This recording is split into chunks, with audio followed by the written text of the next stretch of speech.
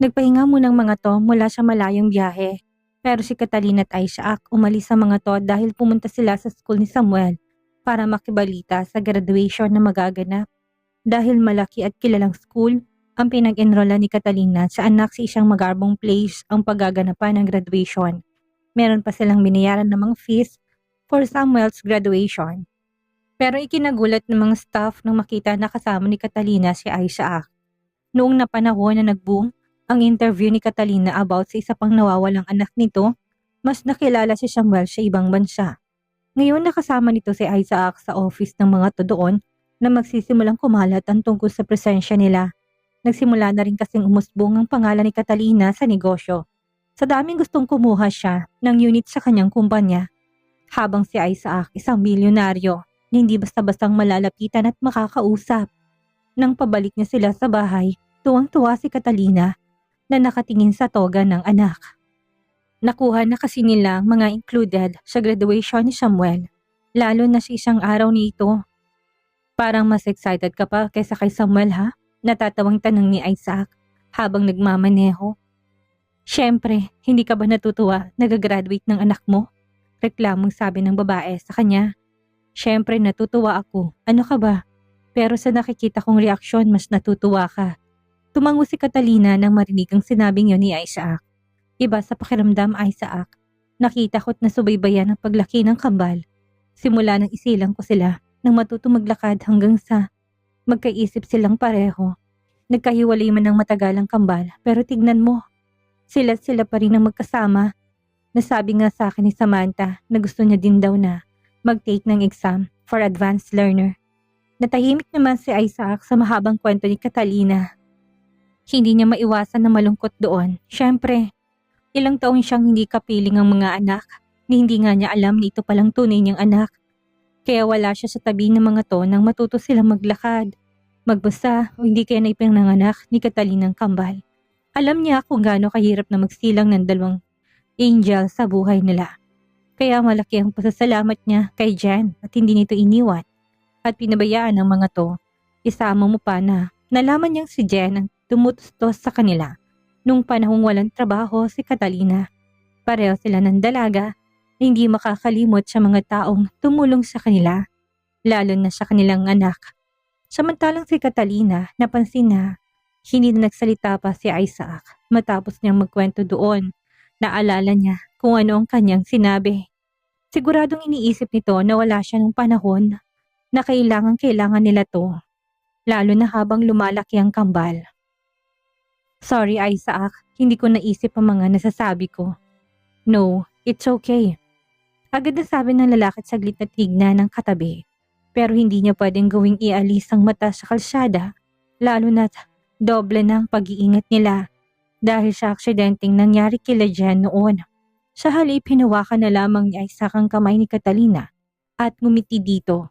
Kahit na nalulungkot ako at hindi ko nakitang lumaki ang kambal, mahaba pang panahon na makakasama ko kayo. Hindi ako papayag na hindi ako makakabawi sa inyo, lalo na sa dalawang bata. Dahil sa narinig na pangiti rin si Catalina at tumango dito, hindi lang siya excited para sa graduation ng anak, excited din siya sa kinabukasan ng kasama pa rin nila si Isaac. Sino bang mag-aakala na silang ending? Nung panahong nasa Australia siya, akala niya hanggang doon na lang sa isla ang love story nila. Hindi pala, kaya ngayon susulitin niya na ang mga oras na magkasama silang dalawa. Pero ang tanong ng ilang beses na sumasagi sa isip niya, simula nang dumating si Samantha, kailan nga ba siya? Tatanungin ni Isaac para maging sila na. Konti na lang magrereklamo na talaga siya sa lalaki, hindi kaya naman. Siya na magtatanong kung sila na ba. Halos isang buwan na siya nitong nililigawan. Hindi sa nagmamadali siya pero para sa kanya, siya naman ang hinupaligaw ng pinapatagal ko hindi ang relasyon. Hindi lang dahil pinapatagal, mas makikilala pa kasi nilang isa't isa kapag officially nasa isang relasyon na sila. Mas magiging open sa isa't isa. Mas magiging malapit at mas malalaman kung sila ba talaga. Okay ka lang? Napatango si Catalina sa tanong ng lalaki. Mukhang nakita nito na nakasimangot siya. Dahil siya naisip, may naisip lang ako. Naiinip na kasi ako. Bahagyang pinaparinggan niyang lalaking ewan niya ko lang kung nagigets niya ito. Naiinip? Gusto mo bang bilisan ko ng konti? Nag-iingat lang ako kasi alam mo naman na ang nangyari kila Jen at Marvin, hindi ba? Kulang na lang mapatapik si Catalina sa kanyang noo dahil hindi nga ito nag-gets ni Isaac. Ngunit pinigilan na lang niya ang sarili at umiling dito. Baka kung ano pang masabi niya kaya tinikom niya na lang itong kanyang bibig. Dumating ang araw ng graduation ni Samuel. Sama-sama silang pumunta sa event place na pawang mayayaman lamang ang nakakadalo. Kaya naman palang mahal ng bayad nila sa graduation dahil meron pang catering.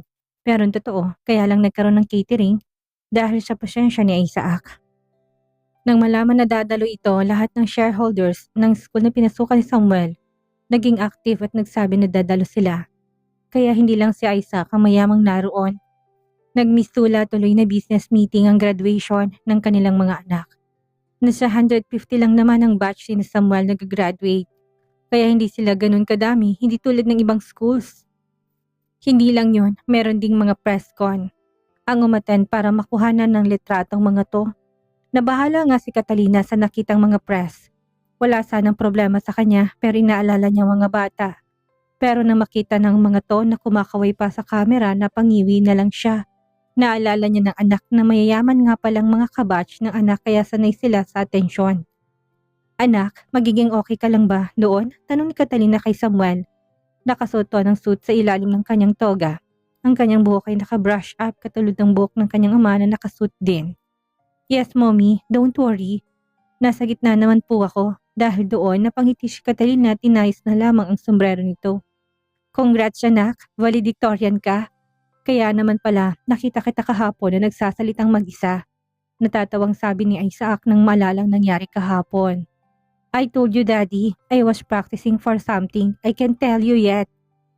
Yeah son, go on. Susuportahan ka namin mula dito. Tumango si Samuel at nagpaalam na sa kanila. Isang malaking table kasi ang kanilang kinaupuan. Kasama nila si Jen, Marvin at Samantha at ang daddy ni Catalina na si Elian. Hindi nakadalo si Kristen dahil nagkasakit daw ang anak nito kaya pala hindi makontak nung panahon doon ito'y natulog sa bahay nila. Dahil wala ng ibang pamilyang anak, wala ding asawa kaya siyang mag-aalaga dito. Katulad pala niyang babae, wala itong asawa ngunit malaki ng anak. Hindi naman nakwento ni Kristen kung bakit walang asawa si Cindy kaya hindi na nila naitanong. Masyado ring personal ang tanong na yon. Nang magsimulang event, sinimulan yon sa pagpapakilala ng mga bisitang naroroon. Maging silang dalawa ni Isaac ay na-mention kung kaya mas lalong nakapansin si Catalina doon.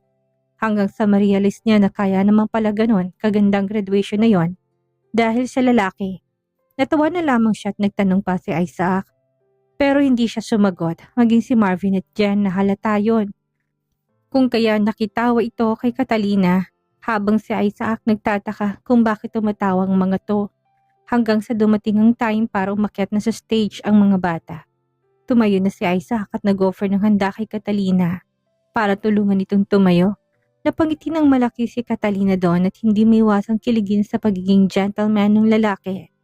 Pero nagulat si Jen nang mag-offer din si Samuel ng kamay nito sa harapan niya. Ha? Takang tanong ni Jen dito, maging si Catalina nagtaka dahil sa ginawa ng lalaki. Kayong dalawa ni Catalina ang sasama kay Samuel sa stage.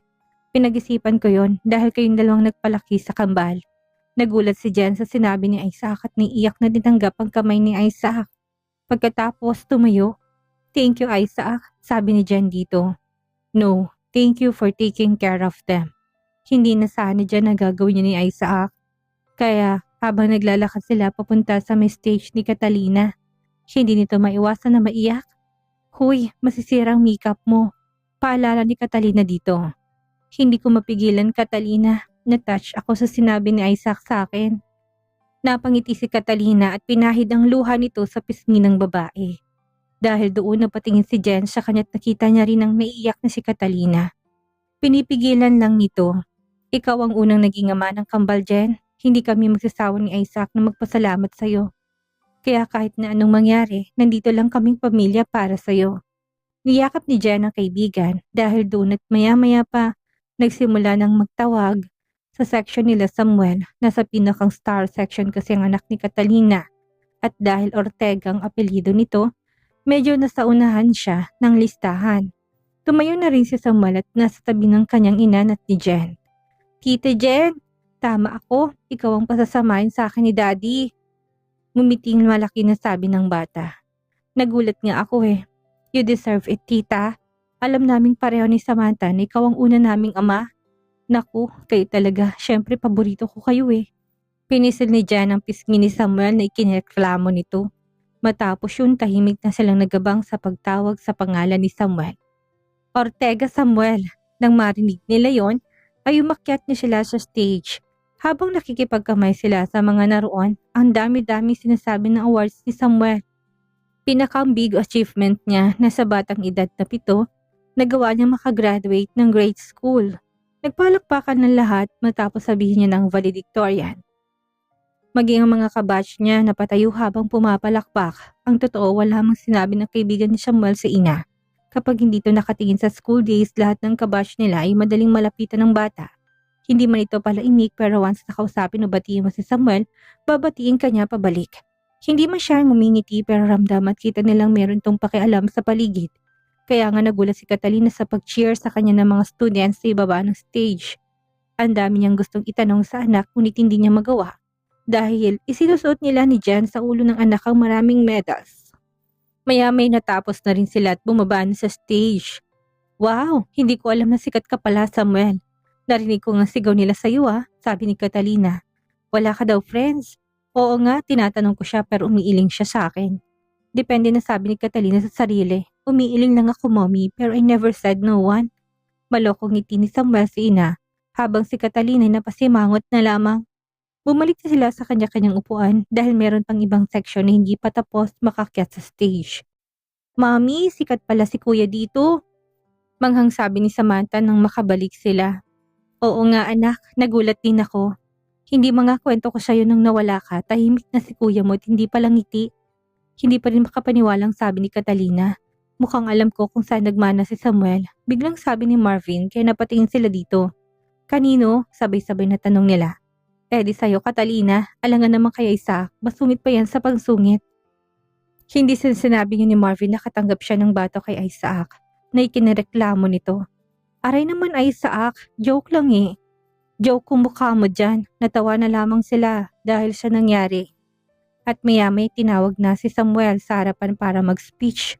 Ang lahat ay namang hasa kaya na magsalita ni Samuel, nang malinaw at maayos sa harapan ng maraming tao. Sila Catalina naman proud na proud sa kanilang anak. Talagang malaki na ito at kaya na nitong mag-isa. Pero syempre hindi papayag si Catalina. Lalo na't 7 taon pa lang ang kambal, malayo pang lalakbayin nila. Kahit pa napaaga lang ang klase ni Samuel, mukhang ang susunod na si Samantha. Dahil kanina pa nito binabanggit sa kanila na gusto niyang bupasok tulad sa kuya niya. And last but not the least, for my family. Malaking ngiti ni Samuel na tumingin sa gawi kung nasa nandun ng mga to. You guys are the reason why I am here. Mommy, Daddy, Tita Jen, Tito Marvin, Grandpa, and of course to my twin sister Samantha. This is all for you guys. Thank you everyone. Tumayong mga tao sa paligid at nagpalakpakan matapos sa mahabang speech ni Samuel. Inilalayan pa siya para makababa mula sa tungtungan nito dahil hindi niya abot ang pinaka-forum. Pinuntahan niya kagad ang table ng pamilya niya at niyakap sila isa. Kumalat sa social media ang ilang litrato ng mga to sa graduation ni Samuel. Pili lamang ito dahil kinausap ni Isaac ang ilang press na nandun. Hindi alam ni Catalina kung anong sinabi ng lalaki ngunit pabor na yon sa kanya. Dahil ayaw naman niya na pagkaguluhan sila ng mga tao. Hindi nga niya alam kung paano umabot sa puntong naging sikat sila gayong hindi naman sila mga artista. Tingin niya talaga dahil ito kay Isaac, isama mo pa na sumikat siya dahil siya panawagan niya sa paghahanap kay Samantha. Tapos nang makita na niya ang anak, tsaka makikita sila ng media na nagkasama ni Isaac. Siguro kailangan na niya nasanayin ang sarili sa media, lalo na't hindi sila basta-bastang mga tao lamang. Matapos ang graduation ni Samuel, dumiretso sila sa resort nila Isaac. Yun ang resort na pinuntahan ni Luis at binili. Gusto din kasi na bumalik kay Catalina at ipakita kay Jan ang magandang view. Mahilig pa naman ang kaibigan na magtampisaw sa swimming pool. Kahit na malamig basta merong heater. Isama mo pa na merong jacuzzi sa loob ng isang cabin kaya sure siya na mas mag-enjoy ito. Lalo na't paalis na sila bukas ni Marvin. Meron na kasi itong pasok sa trabaho at ganun din si Marvin. Sila naman ang may iwan doon sandali pero hindi din magtatagal at uuwi na ng Pilipinas. Wow, Catalina, may pool dito. Hindi nga nagkamaling dalaga at pagpasok nila sa isang unit, yung agad ang natamo nito sa kanya. Nilapitan niya ang pwesto kung saan ito kitang-kitang magandang view. Sabi ko na matutuwa ka, kaya hindi kita sinasagot kung ano meron dito eh. Mabuti na lang hindi din naikwento sa'yo ni Luisa. Napatingin si Jan kay Catalina na tila excited. Pwede na ba ako dito? Oo naman, natatawang sabi nito. Parang naging batang sumandali si Jan, lalo na kapag ganun na excited siyang subukan ng isang bagay. Wala doon ang kambal kung kaya naisip ni Catalina na samahan ng kaibigan. Nasa labas kasi ang mga to kasama si Marvin at ang dad niya. Si Isaac naman kinakausap ang nagbabantay ng resort nila na yun para ma-check na rin daw ang stats nito sa nakalipas na mga buwan. Palangoy-langoy si Jan sa swimming pool habang si Catalina naman nasa jacuzzi. Gusto niya na kasi na marelax lalo na pakiramdam niya tinihilot siya ng tubig. Maya-paya pinagsawa na si Jan sa kakalangwit lumipat to sa jacuzzi. Kung saan nandun si Catalina at nakapikit. Ang sarap, reaksyon ni Jan at ginaya si Catalina ang sumandal sa gilid. At ipinatong ang ulo doon. Thank you, Catalina. Bago ko pumasok, makaka-relax ako. You're welcome, Jan. Deserve mo na magpahinga dahil hindi birong work mo. Tumango si Jan sa sinabi ng kaibigan. Totoo naman ang sinabi nito, lalo na't madalas puyat ang kalaban niya. Simula nang gumaling na tuluyan ng paa niya, puro straight shift ang nakukuha niya. Kulang na nga lang doon na sila tumira sa ospital dahil palagi siyang kailangan. Well, masaya naman siya sa kanyang ginagawa kaya walang problema. Makita niya lang na maayos na ang kanyang mga pasyensya. Nawawala na kanyang pagod. Pero syempre, hindi naman maiwasang mawala ng pasensya. Kasama yon sa kanyang trabaho kung kaya sanay na rin siya. Lalo na kapag time na close siya sa patient tapos kalagitnaan ng gabi magugulat sila wala na ito. Hindi naman kasi nila masasabing mangyayari bukas. Kaya sila naroon para tulungan ng mga to na humabang buhay. O di kaya naman pigilan sandali ang pagkawala nila at makasama pa ng pamilya nito sandali. Naalala niyang unang experience sa pagiging nurse. Iyak siya ng iyak na mawalang patient dahil late na nakarating ang pamilya nito. Hinahanap pa naman ito ang kanyang pamilya pero dahil nasa probinsya sila, hindi kaagad sila nakarating. Ang ginawa niya, kinuhanan na lang niya ng video at pinapanood sa mga ito. Kahit bawal ang phone, palagi niya sinasama sa kanyang katawan para kung sakaling maulit ang ganong sitwasyon. Meron lang siyang pinakang iniiwasang mangyari. Ang maging patient niya ang mga taong mahalaga sa kanya, hindi niya kakayanin na pagsilbihan ng mga to dahil baka siya pang maging cause of delay, lalo na sa emergency room siya madalas nakatoka. Kaya nga simula na maksidente sila ni Marvin, palagi niya sinasabihan ng mga kaibigan na mag-ingat sa pagdidrive. So kamusta kayo ni Isaac? Matapos ang mahabang katahimikan sa kanilang dalawa na Catalina, pinutol yun ni Jan. Eto, okay naman. Okay naman, yun lang? Kunot no na tanong ni Jan. Natawa naman si Catalina dahil doon. Ano bang gusto mong marinig? Sira, syempre, kung ano ng status nyo. Nandyan na si Samantha oh. Akala ko ba sabi mo sa kanya sasagutin mo siya? Kapag nandyan na si Samantha. Natahimik sandali si Catalina sa sinabi ng kaibigan at maya-may napuntong hininga na lamang ito. Ayun nga, hindi ko alam kung bakit until now hindi pa rin niya tinatanong kung kami na ba. Gulat na napatingin si Jan dito. Ibig sabihin, hindi niya pa napag-uusapan ng tungkol sa inyo? Umiling si Catalina sa sinabi niya ni Jen. Ano ba yan? Palagi kayong magkatabing matulog tapos hindi niyo malang mapag-usapan? Ewan ko din Jen, parang gusto ko nga na ako na magtanong sa kanya eh. Eh di ikaw na, dahil doon napatingin si Catalina sa kanya. You think so? Oo naman, Diyos ko, hindi na tayo mga bata oh. Isa pa, alam niyo naman na mahal niyong isa't isa. Sadyang wala pa kayong label. Kaya ikaw na magsimula. Mas matutuwa pang kambal kapag nalaman nila na kayo na ng daddy nila. Natahimik si Catalina at unti-unting napatango sa sinabi ng kaibigan. Tama ito, wala namang magsasabi na bawal magtanong hindi kaya manligaw ang babae.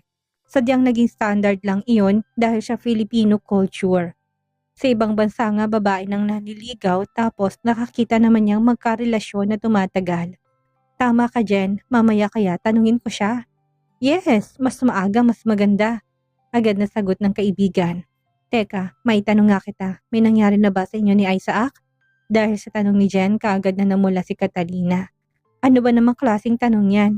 Anong tanong ka dyan? Uulitin ko, hindi na tayo bata, da. Hirap na sabi ni Jen, kaya natahimik si Catalina. Pero based sa pamumula mo at reaction mo, Mukhang meron ano? Walang nagawa si Catalina kundi ang tumango. Isa pa si Jen ang pinakang close niya sa mga kaibigan at kilala siya nito. Simula pagkabata pa, kung kaya't ba't nga ba siya nahihiya dito? Sa inyo ba ni Marvin? Balik na tanong niya dito. Meron din, singsing na nga lang ang kulang. Sabay turo ni Jen sa palasingsingan niya. Napatingin din si Catalina sa singsing na nasa kamay niya at lalaki ang mga mata ni Jen nang makita to. Ano yan? Akala ko ba hindi pa kayo nag-uusap about sa relasyon niyo? Ikalma masyado kang hay, tawang sabi ni Catalina. Promise ring yan, binigay niya sa akin sa Tagaytay nung matapos kong ayusin yung unit doon. Ang sabi niya, aayusin niyang tungkol kay Margo, then syempre hahanapin namin si Samantha. O tapos na yon, dapat talaga madugtungan na yung promise niyan. Oo nga tangong sabi ni Catalina at napatingin sa kanyang sinsing. Ganito na lang, pagplanuhan natin ang pagtatanong mo kay Isaac. Ikaw naman ang maging lalaki for a while. Pakiligin natin siya. Unti-unti napangiti si Catalina sa sinabi ng kaibigan at napatango ng sunod-sunod. Sige, paano? Nagsimula na silang magplano tungkol sa kanilang naisip na gawin. Hanggang sa matapos sila tumahon sa jacuzzi. Nagsabi si Jen na lalabas siya para ma-check niya kung saan ang pwedeng pagganapan ng kanilang plano. Pumayag naman si Catalina at naiwan sa loob dahil nag-aayos pa siya. Ngunit sa kanyang pag-aayos nakaramdam siya ng antok. Dahil na rin siguro sa pagod at nakaligo na kung kaya nakaramdam siya ng antok. Nagblower siya ng kanyang buhok dahil plano niyang matulog na muna. Nang matapos siyang nahiga, agad siya sa higaan. Siguradong gigisingin naman siya ni Jen.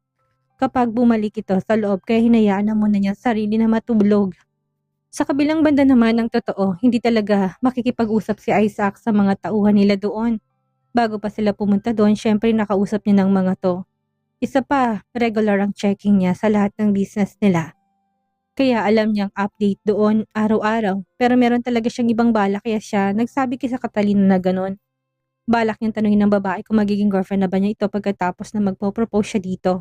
Galing siya sa mga staff na siyang gagawa ng surprise place niya para sa surprise niya kay Catalina. Inabot siya ng ilang minutong kamustahin ang balak ng mga to. Sa totoo lang wala siyang alam sa ganang pag-surprise lalo na sa pag-prepare sa venue na gaganapin.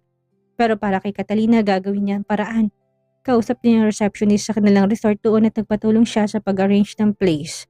Medyo natagalan lang sila sa pag-iisip kung paano i-execute ng maayos ang kanilang plano. Sabi niya babalik na lamang siya kapag may naisip na. May kakilala siya na sure na makakatulong sa kanya. For now, hinahanap nito pero sa halip na makita niya ang daddy ni Catalina, ang kambal na si Marvin at naabutan niya mga tot ng lilibot sa buong resort. Daddy! Tuwang-tuwang sabi ni Samantha ang makita siya nito. Naglakad na kasi siya palapit sa mga to kaya nilapitan niya kaagad si Samantha. Hi princess, saan kayo galing? Iting tanong niya dito. Naglilibot daddy, ang ganda po ng resort mo daddy. I want to go here next time. Grabe ako, hindi pa tayo umaalis, babalik ka na kaagad. Natatawang sabi ni Alian sa kanyang apo. Of course, Grandpa, para kang dinalaw namin kayo ni Grandma Kristen. Dito tayo magbakasyon. Sayang nga po wala siya. Oo nga don't worry, next time. Makasama na natin si Grandma mo. Iting sabi ni Alian ikinatango ni Samantha. Nasaan sila Catalina? Tanong ni Isaac sa kanila. Magkasama sila ni Jen sa cabin. Muling naligo sa pool at mahilig pa naman si Jen sa pool. Nakangiti sabi ni Marvin at lalo na kilalang kilala niyang nobya. Samantalang si Isaac naman napatango at sakto na nakita ang garden kung saan ay mayroong mga upuan doon at lamesa na gawa sa bakal. Maupo muna tayo, meron ako sasabihin sa inyo. Pumayag ang mga to sa sinabi ni Isaac at sumunod dito. Total sila naman ang nandun sa kanila na muna sasabihin ni Isaac mamaya na lang niyang kakausapin si Jen na alam niyang makakatulong sa kanya. Nagpakuha na rin siya ng inumin sa staff.